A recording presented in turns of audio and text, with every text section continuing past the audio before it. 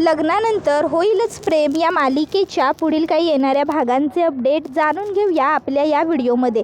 चला तर मग प्रेक्षकांनो, अजिबात वेळ वाया न घालवता सुरुवात करूया आपल्या या व्हिडिओला। तर आता आपण इथं पाहणार आहोत की काव्याला घराबाहेर काढू पाहणाऱ्या रम्याची नांगी ठेचत काव्याने मिळवला पार्थवर विजय, त्याचबरोबर वसवत रम्याची ठेचली नांगी। तर आता आपण इथं पाहतोय की सध्या रम्याने काव्यावरती राग पकडलेला आहे आणि तिने आता ठरवलं आहे की काव्याला चांगली जन्माची अद्दल घडवायची। माझ्या पार्थला जिंकण्याचा प्रयत्न करते काय, असं काहीतरी करते ना की थेट पार्थपासून दूरच जाईल, सरळ घर वगैरे सोडेल। तर आता वसवत्या तिला म्हणू लागते की रम्या, नेमकं तुझ्या मनामध्ये सुरू तरी काय आहे, नेमकं काय करणार आहेस तू ते मला सांग पहिलं। त्यावर रम्या म्हणते, आई ते तर अजून मी सुद्धा ठरवलेलं नाही आहे, पण असं काहीतरी करणार आहे ना मी की ज्यानंतर ती काव्या पूर्णपणे हदरून जाईल आणि स्वतःहूनच आपलं हे घर सोडून कायमची तिच्या माहेरी निघून जाईल आणि पुन्हा कधीच माझ्या पार्थच्या आणि माझ्या आयुष्यात फिरकण्याचा विचारसुद्धा करणार नाही। त्याबरोबर मग लगेचच तिला वसवत्या म्हणत असते की हे बघ रम्या, उगाचच्या उगाच काहीतरी वेडेपणा करायला जाऊ नकोस, करायला जाशील एक आणि होईल काहीतरी भलतंच, त्यामुळे गप्प बस तू, जरा उगाच आगाऊपणा करू नको। रम्या म्हणते, आई मी सांगितलं ना तुला, तू काळजी करू नको, मी आहे ना, मी सगळं व्यवस्थित सांभाळून घेईन, तू शांत राहा, मी सगळं व्यवस्थित अगदी तुझ्या मनाप्रमाणे करेन। त्यावर वसवत्या म्हणते, माझ्या मनाप्रमाणे म्हणजे काय करणार आहेस तू? त्यावर रम्या म्हणते, तुला ती काव्य ह्या घरात नको आहे ना, त्या काव्याला घराच्या बाहेर हकलेन। वसवत्या विचारत असते की रम्या तुझ्या डोक्यात काय शिस्त आहे, काय शिस्त आहे, पण वसवत्याला रम्या मात्र काहीच सांगत नसते।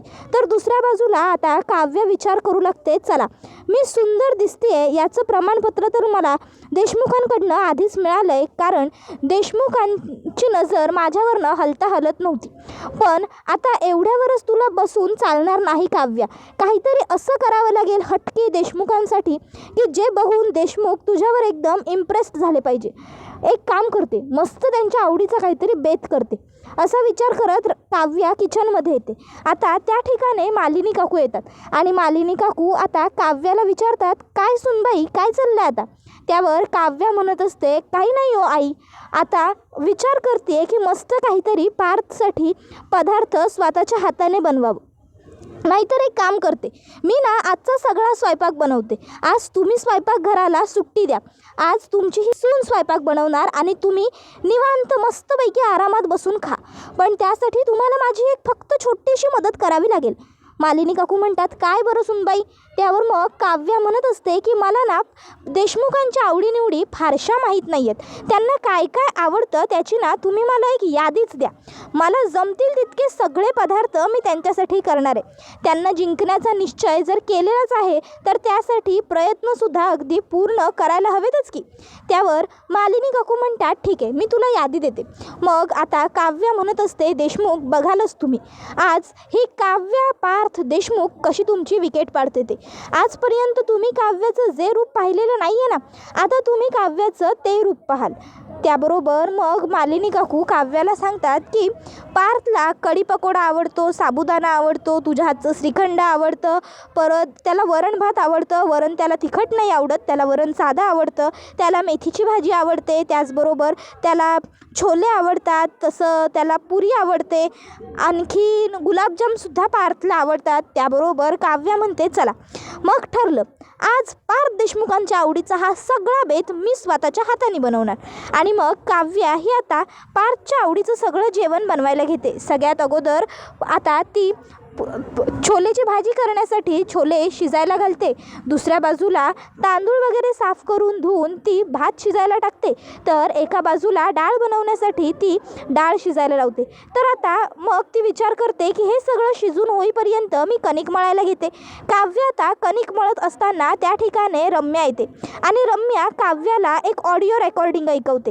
आता काव्या ते रेकॉर्डिंग ऐकते, तर त्यामध्ये रम्या म्हणत असते, गुरुजी जरा मोठ्याने बोला। गुरुजी म्हणतात की रम्या, तुझं आणि आजचं लग्न होणार अशी भविष्यवाणी मी स्वतः केलेली आहे आणि आजपर्यंत कुठल्याही जोडप्याच्याच काय मी कुठल्याही बाबतीत केलेली भविष्यवाणी खोटी झालेली नाही आहे आणि ही भविष्यवाणीसुद्धा खरीच होणार। आता हे ऐकून मग मात्र काव्याला खूप मोठा धक्काच बसलेला असतो।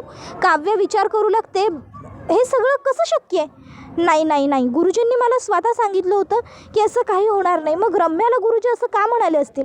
काव्या रम्याला म्हणत असते, रम्या, मला गुरुजींच्या बोलण्याने वगैरे कशानेच काहीच फरक पडत नाही. माझ्या नवऱ्याला मी कसं जिंकते हे फक्त तू बघ. मग रम्या तिकडनं निघून जाते. तर इकडे काव्या विचार करते की नाही नाही, ते काहीही असलं तरी हे असं नाही होऊ शकत. पार्थ फक्त माझे आहेत आणि ते माझेच राहतील. नाही, मला काहीही करून गुरुजींना भेटायला हवं, त्यांच्याशी बोलायला हवं. मग काव्या आता तिकडनं गुरुजींना भेटायला जायला निघत असते. तर इकडे मालिनी काकू ह्या काव्याला असं घरातनं बाहेर पडताना बघून विचारू लागतात, काय गं काव्या, काय झालं? आता तर तू म्हणालीस ना की पार्थसाठी तुला स्वयंपाक बनवायचा आहे म्हणून, आणि आता हे असं अचानक बाहेर निघून कुठे चालली आहेस? काही महत्त्वाचं काम आहे का? आणि तू इतकी टेन्स का दिसतेस? काही घडलं आहे का? काव्या काहीच बोलत नसते. मालिनी काकू काव्याला पुन्हा प्रश्न विचारतात, काव्या, काय गं, काय झालं? तू इतकी टेन्स का दिसतेस? काही घडलं आहे का? सांग तरी मला. मग काव्या म्हणत असते, नाही आई, काही झालेलं नाही आहे, तुम्ही विचार नका करू एवढा, मी येते. आणि मग आता माझं थोडं महत्त्वाचं काम आहे, मी तेवढं संपवूनच येईन. एवढं बोलून काव्या ही तिकडनं घराबाहेर पडते. आता ती गुरुजींकडे येते आणि विचारते गुरुजींना, गुरुजी, तुम्ही रम्याला कॉल केला होतात का? गुरुजी म्हणतात, मी आणि रम्याला स्वतःहून फोन करेन. काव्या, मी कधीच गरज नसताना कोणालाही संपर्क करत नाही. ज्याच्या भविष्याचं भाकीत माझ्या हातात असतं, मी फक्त त्यालाच संपर्क करतो. त्याबरोबर मग काव्या, तुम्ही रम्याला काही सांगितलं आहे का? म्हणजे तिचं आणि पार्थच्या लग्नाबद्दल तुम्ही असं भाकीत केलं आहे का गुरुजी की रम्याचं आणि पार्थचं लग्न होईल म्हणून? पण गुरुजी, तुम्ही तर मला म्हणाला होतात की आमचं नातं आणखीन घट्ट होत जाणार आहे या सगळ्या त्रासातून मी पुढे गेल्यावर. गुरुजी म्हणत असतात, हे बघ काव्या, मी भाकीत तेच करतो जे विधिलिखित असतं, आणि विधिलिखित हेच आहे की खरंच पार्थ आणि रम्या दोघंजणं स्वतःच्या स्वइच्छेने लग्न मंडपात लग्नपाटावरती बसतील. मध्ये अंतरपाट धरला जातील. दोघांच्याही हातात एकमेकांच्या नावाच्या वरमाला असतील, पण वरमाला घालताना नवऱ्या बदलल्या जातील. त्यावर काव्या म्हणते, म्हणजे? त्यावर गुरुजी सांगतात, पार्थ बरोबर तुझी शतजन्माची गाठ बांधली गेली, त्यामुळे रम्या ही फक्त पार्थ बरोबर जोडीदार म्हणून उभी असेल, पण त्याची जोडीदार, त्याची जीवनसंगिनी म्हणून निवडली मात्र कायम तूच जाशील, कारण तूच ती आहेस. ते स्थान फक्त तुझं आहे, आणि एखाद्या स्थान एखाद्या व्यक्तीला दिल्यानंतर पुन्हा त्याच्याकडून ते हिसकावलं जात नाही, कारण ते त्याच्या नशिबात असतं. त्यानंतर मग गुरुजींना पुन्हा एकदा काव्या विचारते, म्हणजे गुरुजी, तुम्ही रम्याला फोन केलेला नाही आहे? त्यावर गुरुजी नकार देतात. त्यावर मग आता काव्या म्हणू लागते, याचा अर्थ ही रम्या माझ्याशी खोटं बोलली. रम्या इतकी नालायक नीच मुलगी मी बघितलेलीच नाही आहे. मग ती गुरुजींना म्हणते, गुरुजी, मी असा वेळेच्या गैरवेळी येऊन तुम्हाला त्रास दिला त्याबद्दल खरंच मी तुमची माफी मागते, आणि आता मी येते. नाही म्हणजे तुम्ही ही जी काही भविष्यवाणी वगैरे केलेली आहे त्याबद्दल खरंच मी तुमचे आभार मानते, आणि मला माफ करा, मी डायरेक्ट येऊन तुम्हाला हे असे प्रश्न विचारले. खरं तर मी तुमच्यापेक्षा वयाने खूपच लहान आहे, त्यामुळे मी तुमच्याशी येऊन थेट बोलणं तुम्हाला आवडलं नसेल. त्यावर गुरुजी म्हणतात की नाही काव्या, उलट मला तुझा हा परखड स्वभाव अगदी आवडतो. उलट तू येऊन माझ्याजवळ स्पष्टपणे बोललीस, तुझं मन मोकळं केलंस, हीच गोष्ट माझ्यासाठी खूप महत्त्वाची आणि मोलाची आहे. आतापर्यंत जर तू ह्या गोष्टी तुझ्या मनात ठेवल्या असत्यास तर त्या माझ्यापर्यंत पोहोचल्या असत्याच, पण तू मला जोपर्यंत या सर्व गोष्टी विचारल्या नसत्यास तोवर मलाही तुझ्या प्रश्नांची उत्तरं देता आली नसती. तू उलट स्वतःहून येऊन मला विचारलंस, हे उत्तम काम केलंस. मनात आलेली प्रत्येक गोष्ट ताबडतोब विचारली की तिचं निरसन होतं. मनात घोळवत ठेवली की तिची गाठ तयार होते, आणि कालांतराने ते गाठीचं रूपांतर विषात होतं, आणि ते विष संपूर्ण घरादारात, नातेवाईकात, कुटुंबात, नात्यात, संसारात पसरलं जातं, आणि मग पूर्ण संसाराच्या वाटाघाटी होतात. त्याबरोबर काव्या म्हणते, बरोबर म्हणालात तुम्ही गुरुजी, तुम्ही शिकवलेली ही गोष्ट मी कायम लक्षात ठेवेन, आणि आजच्या नंतर पुन्हा कधीही माझ्या लक्षात आलेली कुठलीही गोष्ट मी ताबडतोब विचारेन आणि माझ्या शंकेचं निरसन करेन. त्यावर गुरुजी म्हणतात, उत्तम, शाब्बास. त्यावर काव्या गुरुजींचा आशीर्वाद घेते. गुरुजी तिला अष्टपुत्र सौभाग्यवती भव असा आशीर्वाद देतात. त्याबरोबर काव्या म्हणते, मी येते, आणि मग काव्या तिकडनं निघालेली असते. आता काव्या ही निघालेली असते खरी, पण आता तिच्या मनात मात्र रम्याबद्दल खूप राग असतो. ती ठरवते की आता मी रम्याला सोडणार नाही, जन्माची चांगली अद्दलच घडवते तिला. तर इकडे आता सकाळ सकाळ नंदिनी हिच्यासाठी जीवाने छान बुके आणलेला असतो. आता गुलाबांचा तो बुके द्यायला डिलिव्हरी बॉय आलेला असतो. गुड्डू भैया, डिलिव्हरी बॉय आणि जीवा तिघं नंदिनीला बुके घ्यायला जबरदस्ती करत असतात. पण नंदिनी त्यांना सांगून टाकते की हे बघा जीवा, मला तुमच्याकडनं काहीही नको आहे, समजलं तुम्हाला, निघा बरं तुम्ही आत्ताच्या आत्ता इकडनं. जीवा म्हणतो अगं असं काय करतेस नंदिनी, ऐक ना. पण नंदिनी म्हणते मी म्हटलं ना मला तुमचं काही एक ऐकायचं नाही आहे, तुम्ही इकडनं निघा. आणि ती त्याला बाहेर काढते आणि दरवाजा बंद करते. आता दरवाजा इतक्या जोरात नंदिनी बंद करते की फुलं आतमध्ये येतात आणि डेट बाहेर जातात. त्याबरोबर आई म्हणते बघ फुलं तुझ्या हातात आली आणि डेट बाहेर गेले, जीवांचं प्रेम आहे हे नंदिनी जे तुझ्या हातात आलं आहे बघ.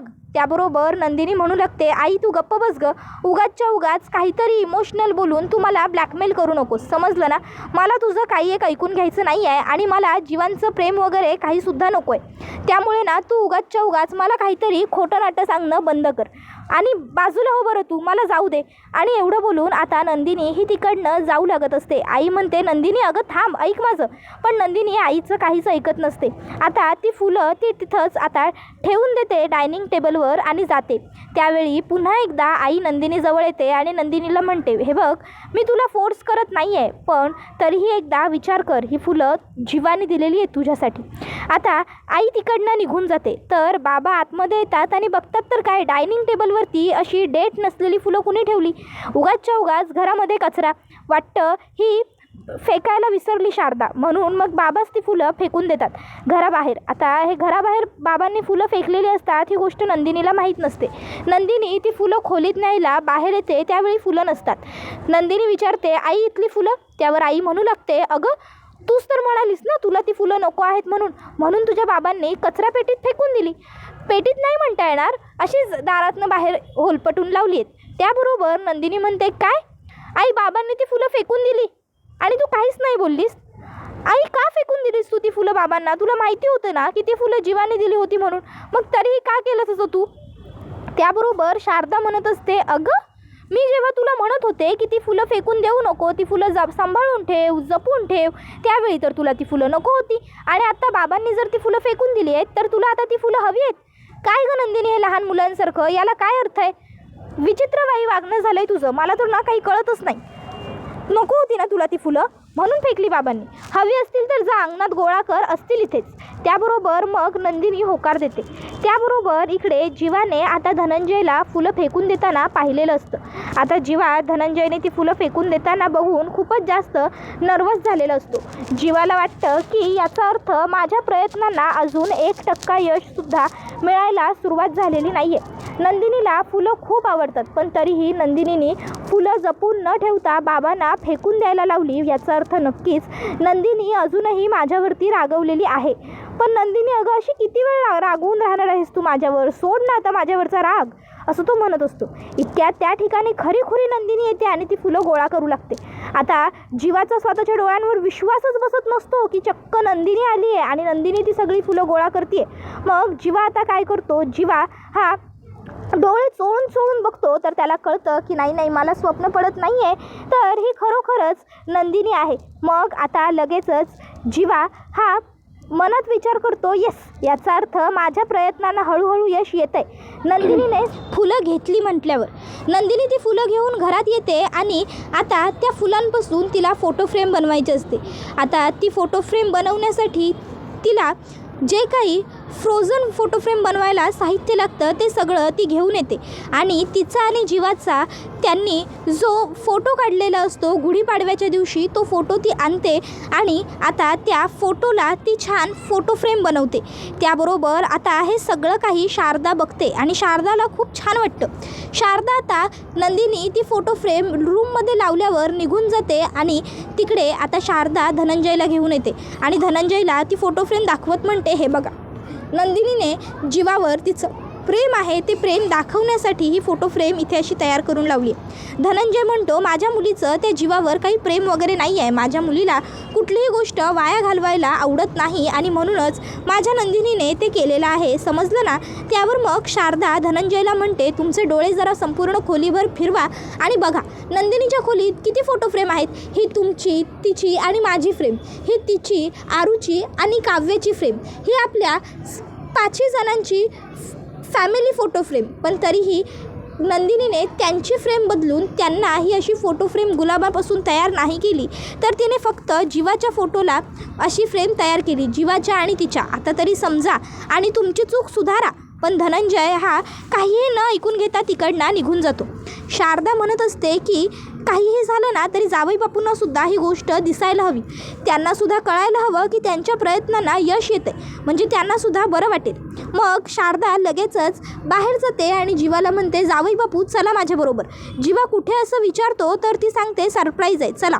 आणि मग जीवाला ती फोटो फ्रेम दाखवत म्हणते, हे बघा जावई बापू, हे नंदिनीने स्वतःहून तिच्या हाताने बनवले, मगाशी तुम्ही जी फुलं दिली होतीत ना त्या फुलापासून. आता हे बघून तर जीवा आणखीनच खुश झालेला असतो. जीवा म्हणतो, वा वा वा आई, अहो तुम्ही काय दाखवलंय. ही फोटो फ्रेम बघून माझं मन एकदम गार्डन झाले, अगदी फुलांचा बगीचा झालाय मनाचा. याचा अर्थ हळूहळू मी नंदिनीला परत मिळवू लागलोय. आई, तुमचा आशीर्वाद आणि साथ जर अशीच असेल ना तर मी माझ्या नंदिनीला लवकरात लवकर परत मिळवेन, ही मला 100% खात्री आहे. असेल ना तुमचा आशीर्वाद माझ्या पाठीशी कायम असाच. त्याबरोबर मग लगेचच शारदा म्हणू लागते, हो मग असेलच की. तर दुसरीकडे आता रम्या ही मात्र बघते तर घरात तिला काव्या कुठेच दिसत नसते. रम्या आता खुश होते आणि विचार करते, चला म्हणजे गुरुजींचा आवाज ऐकून काव्या घर सोडून गेली. पण ते सगळं खोटं होतं. पण काव्याला काय माहिती, ते सगळं मी फक्त AI जनरेटरवरून एडिट करून घेतलं होतं, ते ऑडिओ डबिंग होतं ते. इतक्यात त्या ठिकाणी काव्या येते. आता काव्या घरात येते आणि रम्याला एक सणून मुस्काटात लगावून देते आणि म्हणत असते, कसं वाटलं, बरं वाटतंय. पुन्हा माझ्याबरोबर खोटं बोलताना ना रम्या एकदा नाही, दोनदा नाही, 10दा नाही, 100दा विचार करायचा, समजलं ना. त्याबरोबर मालिनी काकू, पार्थ, वसुहत्या त्या ठिकाणी येतात आणि आता मालिनी काकू विचारतात, काव्य अगं काय झालं, तू रम्यावर असा हात का उगारलास. त्यावर मग काव्य म्हणत असते, आई अहो मला कशाला विचारताय, विचारा ना हिलाच. रम्या, आता तरी स्वतःच्या तोंडाने सगळं काही मालिनी काकूंना सांगणार आहेस की मी सांगू.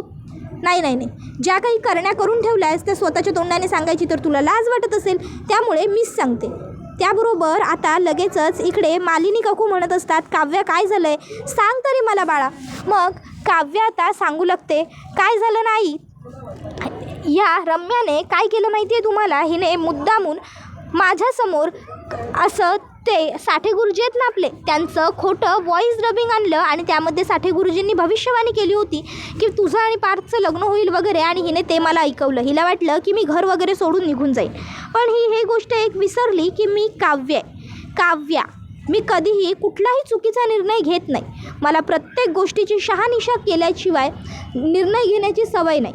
रम्या, पुढच्या वेळी जर असं काही केलंस ना तर याद राख, गाठ माझ्याशी आहे. त्याबरोबर हा व्हिडिओ इथेच संपतो. व्हिडिओ आवडला असेल तर व्हिडिओला लाईक करा, चॅनलला सबस्क्राईब करा आणि बेल आयकॉन आठवणीने प्रेस करा, जेणेकरून तुम्हाला पुढच्या प्रत्येक व्हिडिओचं नोटिफिकेशन मिळत जाईल. पुढचा व्हिडिओ येईपर्यंत या व्हिडिओचा छान पद्धतीने आनंद घेत राहा. तुम्हाला ही मालिका कशी वाटते हे आम्हाला कमेंटमध्ये सांगायला विसरू नका. टाटा, बाय बाय, धन्यवाद, take care all of you.